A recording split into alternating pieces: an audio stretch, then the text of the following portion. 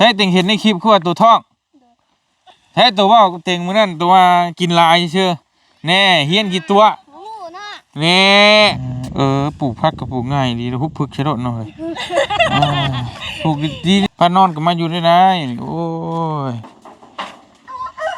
นอนอยู่จังซี่พี่น้องไอ้เฮือนเฮ็ดให้ข้าวบ่คักคือหมอไรกับเมียนี่เจ้าจะอยู่ก็อยู่เดินน้องนี่อันกับผัวก็อยู่น้ำกันนี่ก็อยู่ถือถาพูดมือใดมือหนึ่งถ้าเจ้าหรือว่าถ้าเจ้ามีหม่องอื่นที่มันดีกว่านี้นี่กับป้าให้น้องให้นุ่งถ้าบ่มีก็อยู่นี้อยู่น้ำกันนี้บ่ให้ว่าผู้นั้นผู้นี้บ่ต้องให้ไล่ผู้นั้นผู้นี้อยู่น้ำกันเด้อแต่ว่าให้คิดว่าเพื่อนนี่ก็เป็นเพื่อนของน้องตุ๊กเด้อเพราะว่าเพิ่นเฮ็ดให้ตอนนั้นน่ะอ้ายนี่เป็นคนมาเฮ็ดให้น้องตุ๊กน้องติ๊กน้องแต่เบาไล่อยู่น้ำกันเอาเงินไปซื้อไปแล้วไปกับป้าไปซื้อไม่กินเด้อ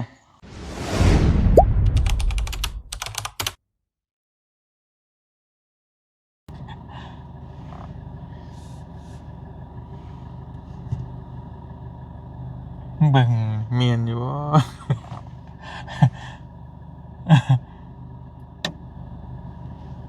เมียน้องไล่พี่น้องนี่เนาะปู่กับย่าเพิ่นบอกเมื่อกี้นี่ว่าเป็นมาแล้วเป็นทาโร่มาเตียงมาอยู่เพิ่นยันมาเตียงให้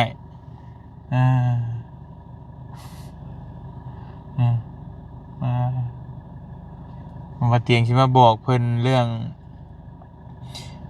นั่นแหละต่อจากคลิปที่แล้วแหละว่าบ่ต้องย่านหยังหั่นน่ะเนาะจะไปอยู่ก็อยู่ในดินตอนนี้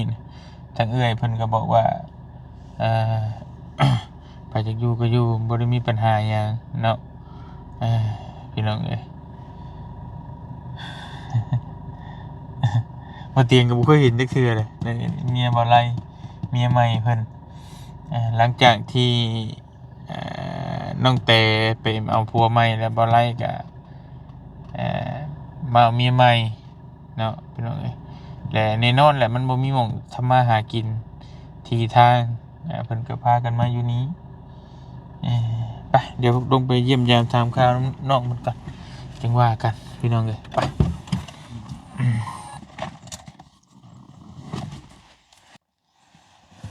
โอ้ยสบายดีโอ้เจ้าหนูบอกเมียบอกอะไรใช้ผัวไปใช้ไปปลูกอ้อยไปปลูกอ้อยไผ่ฉันลูกฮะลูกเจ้าน่ะมีลูกแหละปาโท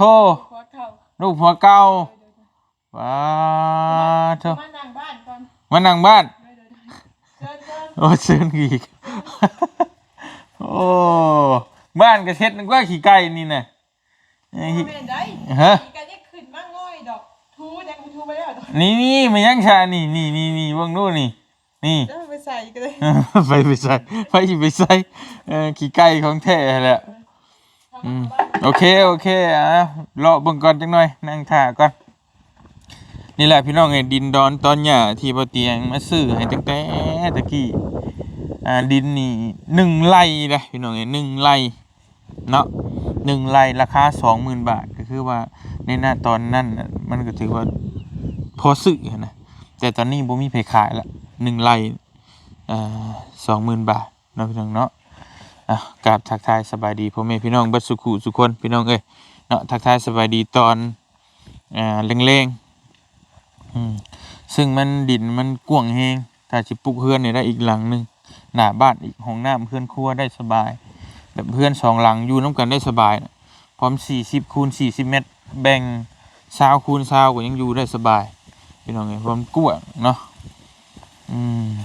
นี่ก็คือน้องเพิ่นน้องของน้องแต่เฮ็ดหยังเฮ้ยฮะปลูกผักโอ้เป็นแม่บ้านมีสิเลื่อนได้วันนี้สวัสดีก่อนนี่ล่ะไก่สักฮะส่งไปหาแนวคุ้มไว้เนาะมันปลูกวันนี้มันก็เรียบร้อยแล้วนี่เมียเป็นคนปลูกผัวเป็นคนเลี้ยงไก่บ่ใช้ผัวไปใช้ซะปลูกอ้ อ้ย อืมโอ้ยพี่น้องเอ้ย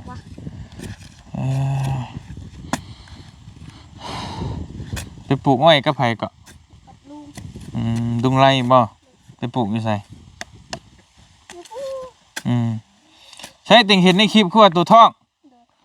ใช่ตัวว่าเต็งมื้อนั้นตัวว่ากินลายเชื่อแน่เฮียนกี่ตัว หมูน่ะ แน่จักเดือนล่ะ 6 เดือน 6 เดือนโอ้จนสิคลอดแล้วตายผู้หญิงหรือผู้ชาย นี่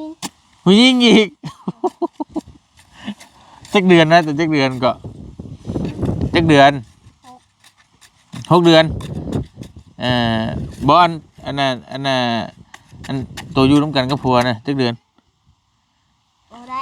ฮะ จึงบ่ได้ ชื่อบ่ได้ว่าสิฮอดปีนะฮะ ยังบ่รู้ยังบ่ฮู้ จึงบ่ได้ อ้าวว่าจะเตือนนะอย่าไปลงว่าอยู่ร่วมกันกับผัว5 เดือนเว้นท้อง6 เดือนอยู่ร่วมกับผัว5 เดือนนี่เรียบร้อยโอ้ยพี่น้องเอ้ยพอเตียงมาหาน้องเพิ่นนี่ตั้งแต่ยังช้ำบักน้อยนั่นน่ะยังแก้เปื่อยอยู่พี่น้องเห็นเนาะวันนี้จุดเอาผัวเลยตั้งแต่มีท่านได้ตายเอ้ย ระวังเด้อตั้งหน้าตั้งในหั่น แม่ป้าบอกฮะป้าก็บอกว่าเอาช่อยนี่ป้าตักช่อยเนี่ยป้า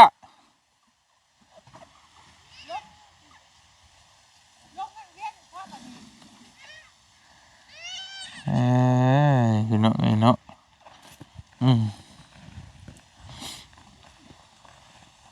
ตักน้ำสร้างสิบ่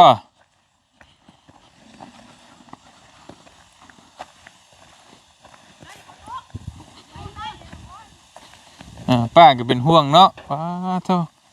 ป้ามาตักเห็นไหมป้าเพราะอะไร ไปในอื่นก็พอแล้ว น้ำสร้าง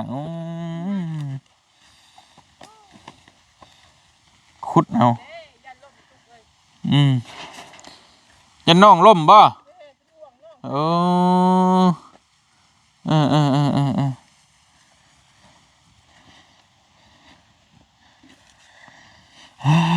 พี่น้องเลยตะกี้เป็นน้ำบาดาลบ่จักเฮ็ดไปเฮ็ดได้เพิ่นไปเอาออกหรือว่าจังใดมันถูกบ่ขึ้นบ่ที่เป็นน้ำบาดาลน่ะหยุ่มโยกเอา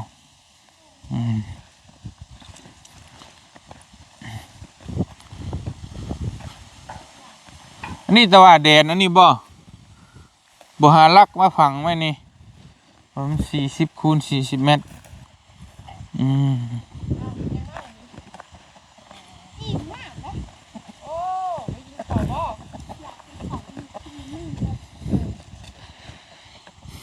ปลูกมาอย่างน้ำแตงผักปลูกผัก ส่งนั่นส่ง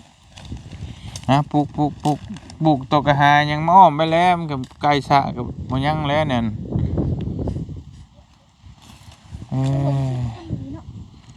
พี่น้อง มาจะได้ซะ เป็นยังหน้าเพิ่นเป็นยังหำหน้าน้ำพรลวกบ่โอ้เป็นแผลเป็นบางใหญ่หนึ่งกระบาดเลย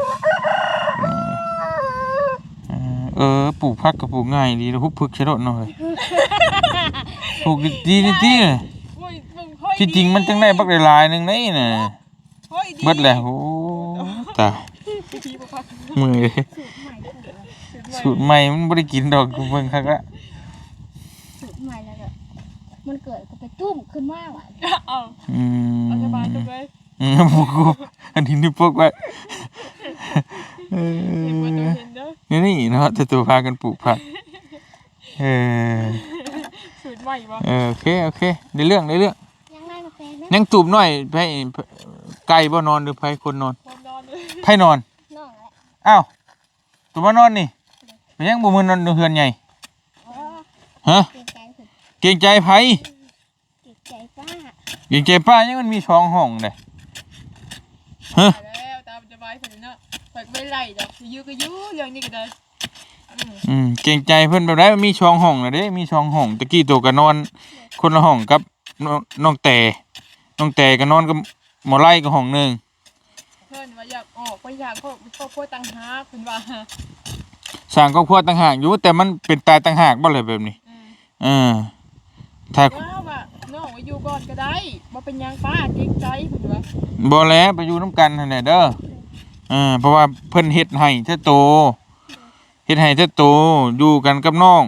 กับตะกี้ก็อยู่นํกันตัวนอนห้องใดถ้าเกิดตัวเคยนอนตัวก็นอนบ่เป็นหยังลิ้นต้มลิ้น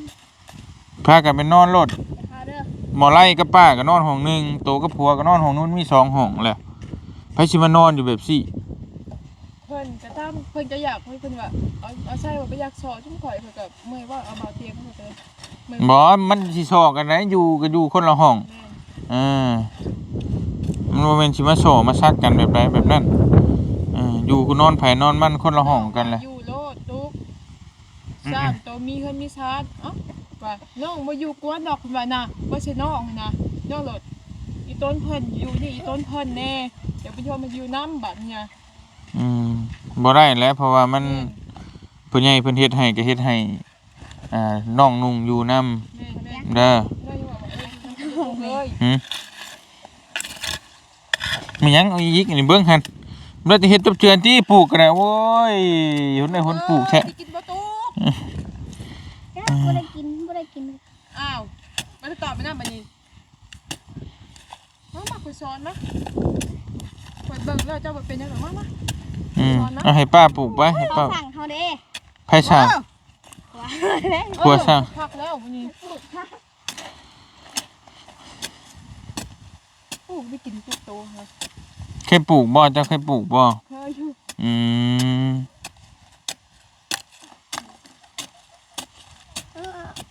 กันนะ เอามาพักหาช้อนนี่ เขาบอกเป็นยังไง ปลูก โอ้ยเนาะ มันเป็นหมา ช้อนคนเก่าจริงๆก็เป็นก็ช้อนคนแหละ ช้อนนั่นแหละน้องนุ่งเฮ็ดได้ไรป้าบ่ช้อนไผสิช้อน ข้าวสุดอะไร ไผขาว แบบ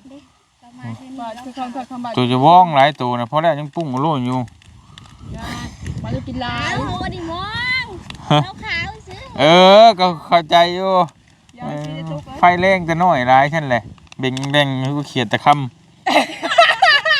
ว่าเตี้ยกันเลย ำถึกใจว่ะ ว่าใส่แล้วนี่ อ้าวแล้วว่าว่าเห็นตั้งแต่ชำนี่ตั้งแต่ยังแก้เปยอยู่นี่ จะว่าอะไร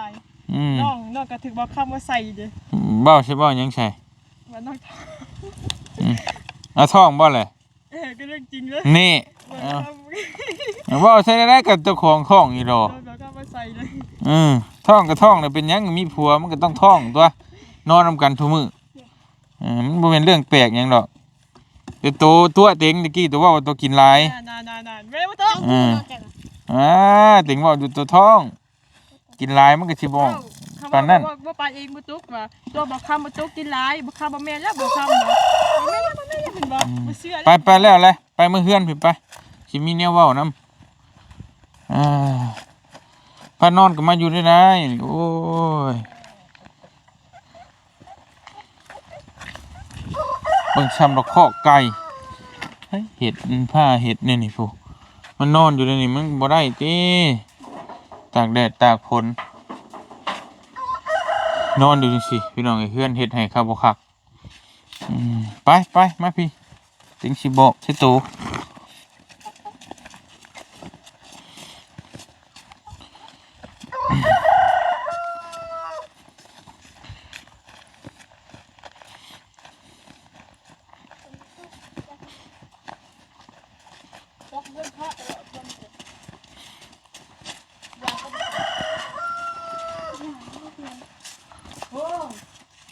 คอยทูก็มันยากเพิ่นนะตกเลย นี่เฮือนหลังบักใหญ่เฮ็ดให้ไปปลุกตูบนอนอยู่อ๋อนี่แหละพี่น้องเฮ็ดให้นี่เด้ห้องนี่ก็ว่างนี่ตะกี้ตัวนอนห้องนี่ต่อวะห้องนั้นหมอไล่ก็นอนห้องเก่ากับห้อง ห้องนั้นบ่เปิดดอกหูก็พอแหละนกบ่อายบ่ซึ่งเฮือนมันก็กว้างห้องก็มี2ห้องแหละก็มี2ครอบครัวทำน้องตุ๊กอยู่กับน้องไล่ตะกี้กับน้องตุ๊กน้องติ๊กนอนห้องนี้น้องไล่กับน้องเตนอนห้องนั้นมันก็ห้องเก่าแหละวันนี้กับน้องตุ๊กกับน้องไส้กับนอนนี้น้องไล่กับป้านอนพุ่นก็อยู่น้ำกันมันจังอบอุ่นมันเป็นหยังก็เบิ่งกันแล้ววันนี้ก็สิไปพุ่นบ่ได้ได้เจ้าชื่อหยังเกาะน้องมวย ก็ตื่นหยุดแล้วเราหาย อายุจักปีแหละ21ปีลูกอายุจักปี3 ปีอยู่กับผัวเก่านั้นเอาผัวจักปี15 ปีพอแต่ละคนบ่ธรรมดามันผิดพลาดเป็นอะไรจังว่าผิดพลาดไปเจอกันอยู่ป่าใช่ป่ะเมนอีกโอ้ตายแล้วผัวอยู่บ้านได้ผัวอยู่ไปวันมันเป็นยังจังป่าบัดตบตีผัวน่ะตบตีเจ้านะโอ้กระบะเป็นยังไงเจ้าได้ผิดพลาดว่าเจ้าหรือตั้งใจใช่คำนี้เลยมันจะผิดพลาดเองวะคำว่าตั้งใจมึงไงมันโตเลยขึ้นเหลืองแท้ทุกเป็นยังเป็นไข่น้องบอกไปหาหมอเบียกไปนี่แล้ว ไข่นี่แหละเดี๋ยวว่าไข่เน่กินแล้วยาบ่ได้เป็นยังได้กินยาซาร่าเทอรามิดได้อยู่มันคนท้องมันก็ตายแล้วมันกินยาบ่ได้เป็นไข้กินได้แต่เฮาบ่ให้กินยาตัวแห้งยาดีไข้ตัวซาร่าอย่างนี้ซื้อกินได้อยู่เทอรามิดมันเหลืองจนรอดอยู่พี่น้องโอ้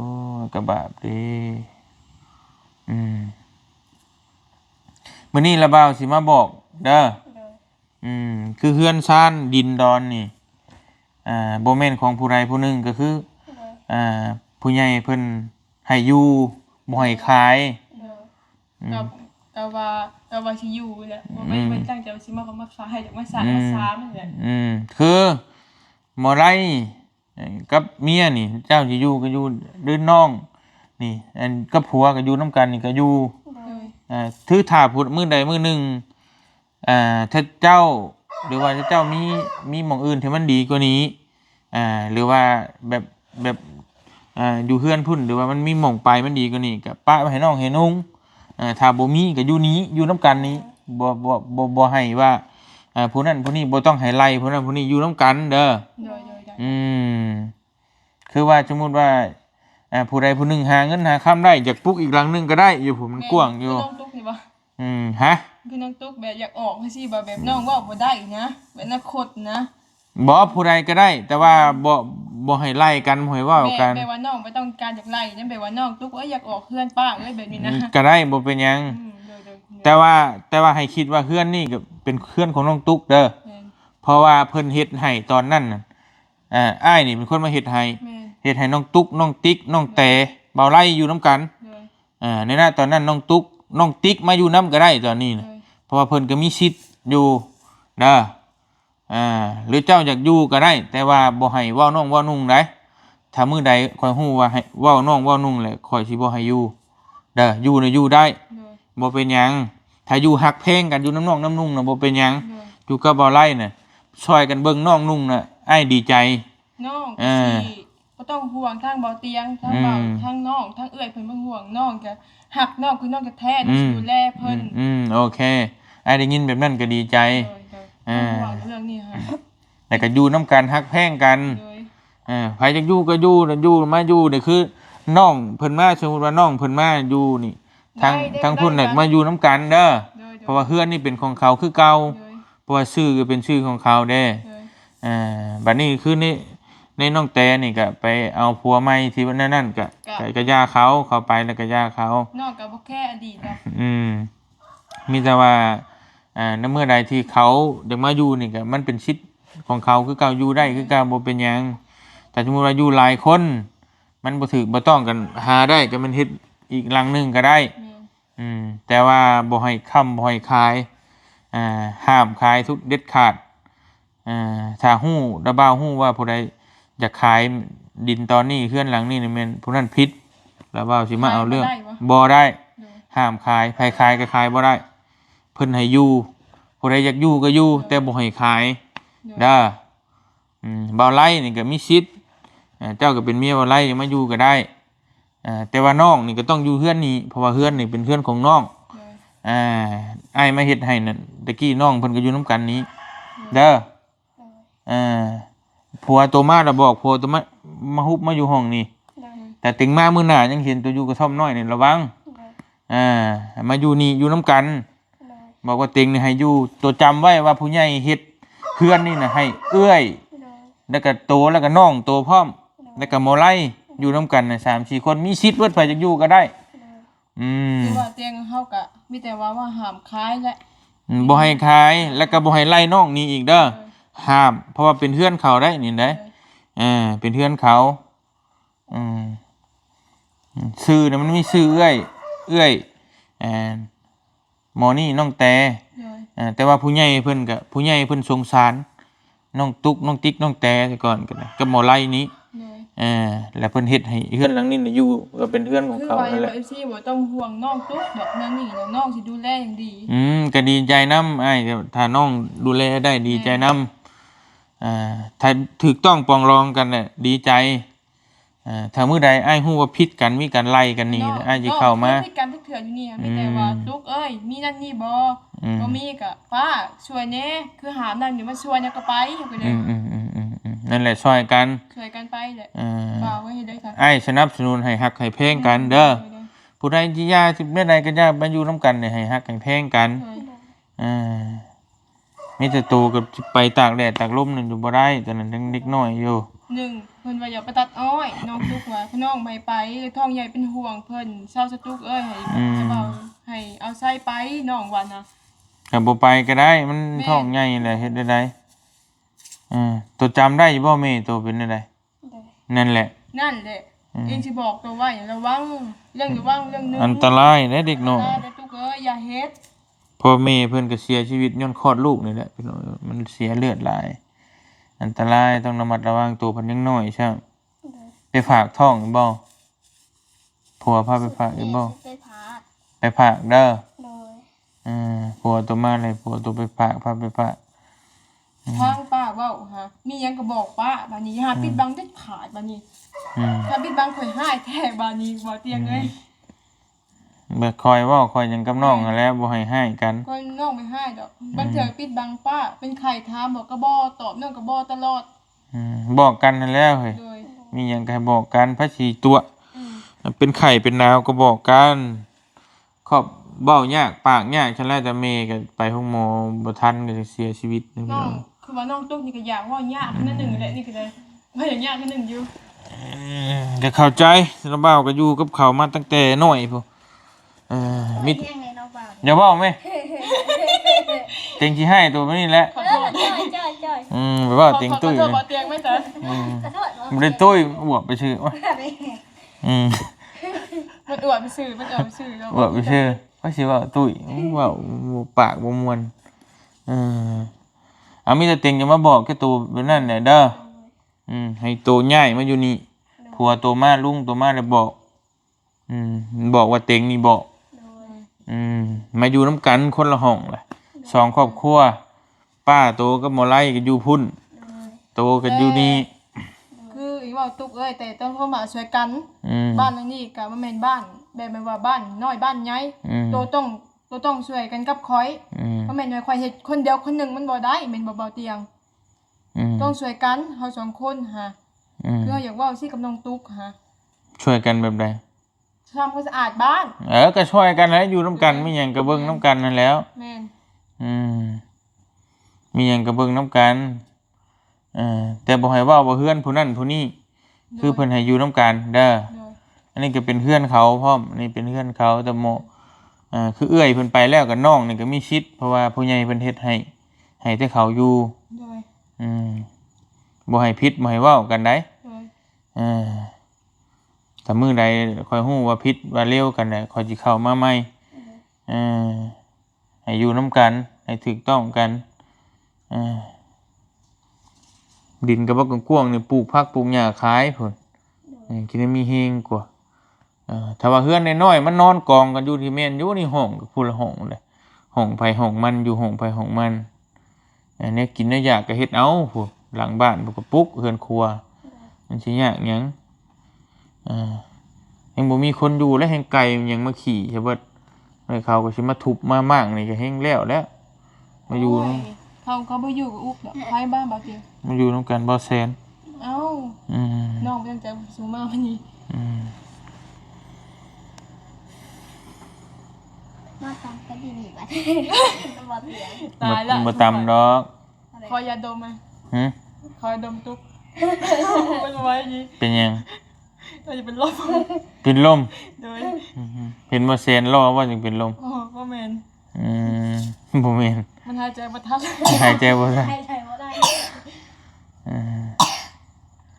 ยาดมไหมบ่ ปากก็แตกมึง อันนี้ชื่อหยังก็ลูกชื่อหยัง หมี หมี โดย ม FC บอกอยู่อยากเห็นเพื่อนน้องอยู่น้องบ่อยากให้เบิ่งจังซี่ เอ้าอันนั่นเด้อ้ายไปถ่ายมื้อนั้นก็แม่นซะบ่มื้อน่ะ เพิ่นว่าคือเห็นเฮ็ดน้องมวยเด้เฮ็ดน้องมวยหลังใดเด้บอกคำก็ถามน้องมวยว่าพามึงเบิ่งเพื่อนบ่เพิ่นว่าน้องบ่ทันพร้อมเขาว่าน้องว่า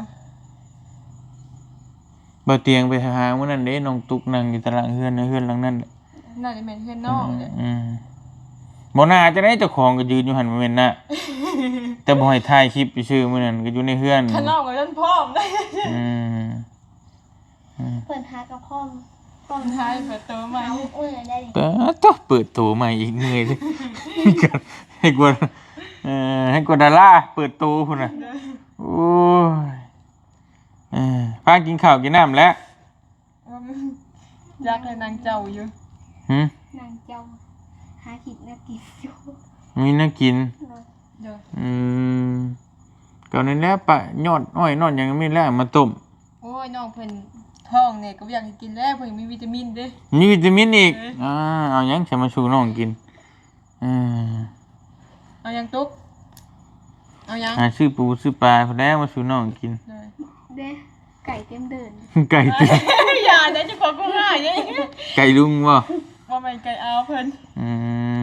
ไก่เต็ม ซื้ เดิ อน ฮอดสังหารอยู่เฮาตายอยู่สองคนนะ มาแล้วท้องใช่ว่าสิขาไก่ขากา ยันว่าอันตุ๊กจับลุงหมอ ไปซื้อเอาเด้อคนได้สิเอาเงินให้ไปซื้อเอาอยู่นี่แหละมีบ่รถบ่มีรถใช่มั้ยเดี๋ยวผัวตัวมาพุ่นแล้ว อยู่ในเนาะก็มีวางขาย บ่ตุ๊กสิจะหารไก่เอาไส้บ่ทีนี้บ่รอดนะเฮาตายเด้อ นั่นแหละมันอยู่นำกันนั่นแหละก็ดีแล้วมีคนอยู่ตะกี้อยู่อยู่แต่กับผัวตัวกะมันก็เป็นห่วงอยู่เพราะว่าน้องเพิ่นสมมุติว่าอยู่แต่กับผัวอยู่แต่กับมอไซค์ก็เวลามอไซค์ไปเฮ็ดเวียกเฮ็ดงานก็บ่มีคนอยู่นำก็ยากอีกแค่นี้อันนี้ป้าเพิ่นมาอยู่นำก็ดีแล้วอยู่นำกัน น้องที่มาคือว่าไล่ว่าให้เบาเตียงขึ้นพาเมียลูกเมียขึ้นมาอยู่ด้วยเลิศเบาเตียงบอกนะน้องเลยขึ้นมาอยู่ทุกอีน้องก็บ่ขึ้นอยากขึ้นมาดอกว่าเป็นห่วงไล่ว่าไปเมื่ออยู่เพื่อนพุ่นข่อยบ่เมื่อน้องว่า อยู่ไสก็ได้ดอกแต่ว่าอ้ายน่ะบ่เคยเว้าว่า อ สิให้ผู้นั้นอยู่นี่ผู้นั้นบ่นี่อยู่นี่คืออยากอยู่นี่ก็อยู่ เลย หรือว่าอยู่นี่สมมุติว่าอนาคตคือว่ามันหลายคนหรือน้องอยากกลับมาอยู่เฮือนก็อยู่ได้เบิดบ่ได้ว่าหยังเพราะว่ามันคืออันนี้เพราะว่าหมอไล่มีสิทธิ์อยู่นี่เฮือนนี่เพิ่นซื้อให้กับหมอไล่กับหมอเตกับหมอตุ๊กหมอติ๊กแต่ก่อนเนาะ เลย แต่บัดนี้สมมุติว่าหมอไล่ไม่นอนอยู่นี้สมมุติว่าน้องก็เป็นเมียหมอไล่ แม่น ถ้าบ่มาอยู่นำหมอไล่ก็สิไปอยู่ไสอ้ายสิเว้าว่าบ่ให้มาอยู่ก็บ่ได้แม่นบ่ล่ะ แม่น ก็อยู่นำกันก็บ่เป็นหยังขอแต่อย่างเดียวคือมาอยู่แล้วก็อย่าไปให้น้องให้นุ่งว่าบ่ บ่ให้เว้าว่าเฮือนนี่เป็นของเจ้าของบ่ให้เว้าได้เด้อเพราะว่าเฮือนนี่เป็นของเขา เขาก็มีสิทธิ์ทุกอย่าง เลย ได้อยู่นํกันถ้ามื้อใดมื้อหนึงน้องจะกลับมาอยู่เฮือนพุ่นก็ได้บ่เป็นหยัง กลับได้เป็นห่วงน้องคนนี้ดิ นั่นแหละก็ก็ดีก็อยู่นํกันน่ะ น้องจะกลับไปได้แล้ว ก็ถ้าเป็นห่วงเป็นใยไปนั่นอยู่นํกันก็ดีเพราะว่าเวลาผัวไปเฮ็ดงานก็อยู่กันกับน้อง แม่น จะได้มีคนเบิ่งคนแยงหั่นแหละ แม่น น่ะดีถ้าน้องคิดได้เป็นนั่นก็ดีใจนำ น้องกาตะกี้อยากกลับนี่บอกแล้วน้องไล่ว่าพาชิอยู่แลตุกมวยอย่าเมื่อเพิ่นว่า อืม น้องอยากเมื่อทับอิดฮะ อืม น้องว่าข่อยขอมาอยู่เฮือนเจ้าของซะตุกเด้ไผสิเบิ่งมันว่าอาศัยแต่เจ้าแหละ น้องไล่เว้าฮะเป็นกลางแหน่เพิ่นว่าบัดนี้น้องก็ตัดใจโอ๊ยอย่าเลยมีน้องอยู่กับบ่เมื่อแหละคือนี่แหละไม่ได้ นี่แหละมันอยู่ใกล้ๆหนึงบ้านนี่ใกล้ๆนึงเที่ยวไปเที่ยวมาก็ได้ เป็นหยังอยู่นี่ก็อยู่นํกัน แต่มันบ่สะดวกแต่บ่มีฟืนมีไฟนั่นแหล้วก็ยากแน่นะบ่คืออยู่พุ่นแล้วมันมีไฟฟ้ายังอยู่ได้ดอก อยู่ได้ก็อยู่นํกันนี่แหละ ลำบากน้ำสางเลย มันก็หลายอย่างแหล้วตัวก็เบิ่งเอานี่แหละ เราสิบกแล้วน้ำใส่อุ๊บตรงนี้เลย พากันมื้อหาบมาอยู่เฮือนเพิ่นแล้วมา เป็นต้องหาเลยได้ เฮ็ดได้ซะ มองไม่ไกลด้วย ย่อมได้ไกลเลย เฮ็ดได้ซะมันบ่มี เด้น น้ำสร้างที่เสียงเจาะให้ที่มันเป็นหยังน้ำบาดาลน่ะ ผ้า ผ้า ผ้าผ้าใด บ่อุ๊บใจดอก เอาใส่ใดได้ ตุ๊ก บ่ผ้าใดแล้วมันเป็นอะไร เอาขึ้นบ่ได้ได้ เอาขึ้นบ่ได้เลยกูโหดแท้ผ้าเขาใดสูบน้ำอยู่ใต้ลิ้นพุ่น นี่คนที่จะมาพาเป็นซาลาเซ โอ้ ลเนาะ ยเนาะ ไปก็อีก อืม มดอ้วนน่ะหารังคา หัวเฮือนไปนี่ เพื่อนอยู่ในบ้านก็4 อื หลังแล้วก็ ม เพื่อนน้อย บ่แม่นทุกเขาน้องอ้อมน้องหยังอยู่เฮือนบ่ตอนนี้อยู่ อยู่ไทย อยู่ไปไทยบ่ล่ะ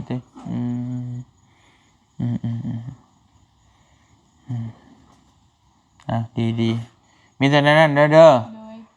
ผัวตุมาอะไรบอกผัวโต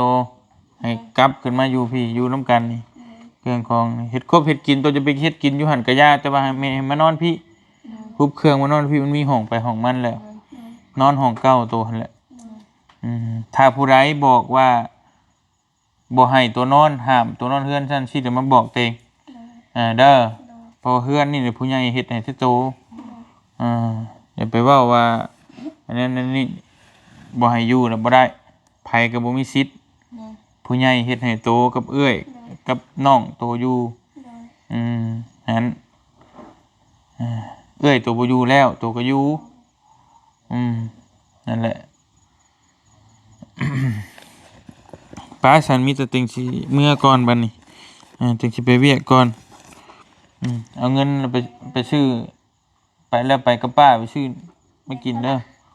แบ่งคนละ50 อ้าวคือว่าเจ้านี้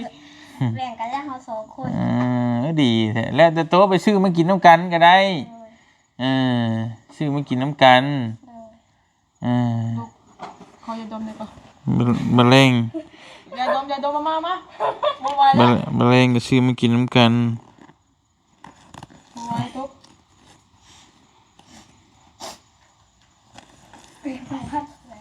ว่าเป็นวัดจะเป็นลม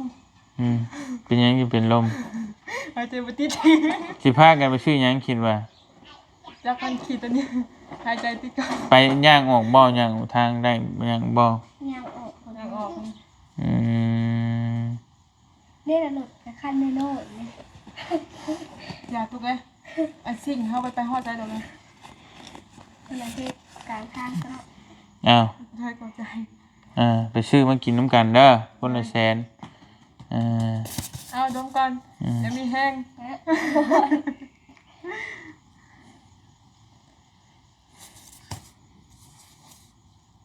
กินบ่ขนม ใช่ใช่ กินบ่ขนมกระบะพี่น้องเนาะไปเฮ็ดได้จำฮ้อนจังลวกลูก พันหิวนุ่มนอกอะว่าปะพนั แผลเป็นคือกระโรคกระเดียดแท้บ่ได้มีแนวทาบ่กระบะเลย ตกอู่บานนี้ได้ค่ะตกอู่บานนี้นอกผัดขึ้นไปเทิงห้องลูกนี่ ว่าคนได้ มาซ้ำสาวลำเพ็ญจำได้เองลูกกับกูFC ก็ว่าอยู่กลุ่มกะมันเกิดอุบัติเหตุใหม่เกิดดอกเรื่องที่ใด เมนข้าเจ้าหั่นแหละ คนเป็นแม่ก็หักลูก เนาะ คนไม่มีใครอยากเกิดเรื่องที่ใด เสียใจบ่ กะย้อนเวลาแก้ไขบ่ได้ อืม ก็อยากหายอย่างห้องบางเทื่อนะไอ้ต้นเพิ่น คนเจ็บได้คุณละ เจ็บ แต่หึงแล้วบ่ โดย อืม แต่ กะมีน้ำใจว่าลูกอดเอาเด้อแม่หาเงินสิผ่าตัดให้ อืม มีแต่บอกลูกซั่นอีบ่โดนดอกว่า อีบุรนพุ่นน่ะ โดย ก็สิหาเงินได้ง่ายอยู่ฟังว่าอันนี้เนาะ คนงานก็เก็บไปนะ ไปฉันไอ้กลับก่อนเด้อระเบากลับก่อนเด้อมีแต่นั่นแหละบะเร่งฮุบขึ้นมา ตั้งหอกไว้แล้วก็ชิ้นขึ้นมาเลย โอเคไปเรื่องบ่เตียงกับขอตัวเดินทางก่อน สบายดี โดยอยู่ดีมีแฮงสบายดีเด้อเดี๋ยวเอาขนมให้พวกหลานก่อนแป๊บนึงโอเคเราค่อยเอาขนมให้ก่อน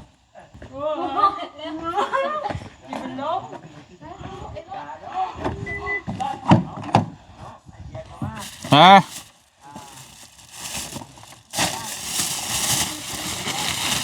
โอเคเด้ออะไรอ่ะเลยโอเคไปทางน้องเพิ่นก็มาเลยเดี๋ยวบ่เตียงก็สิขอตัวเดินทางกลับก่อนเดี๋ยวจังว่ากันนะพี่น้องเนาะมาคุยให้เข้ามุกเข้าใจกันเรียบร้อยแล้วก็โอเคแหละให้เพิ่นอยู่ถูกต้องปรองดองกันเนาะใครอยากอยู่ก็อยู่แต่ห้ามคายสำหรับเพื่อนหลังนี้พี่น้องเอ้ยเนาะให้เข้าใจกันชัดเจนเพราะว่าบ่เตียงคุยกับผู้ใหญ่เป็นเรียบร้อยแล้วมีแต่ว่าห้ามคำห้ามคายพี่น้องเอ้ยไปบ่เตียงขอตัวเดินทางก่อนอยู่ดีมีแฮงบัดสุขุทุกคนสบายดีเด้อพี่น้องเด้อบ๊ายบาย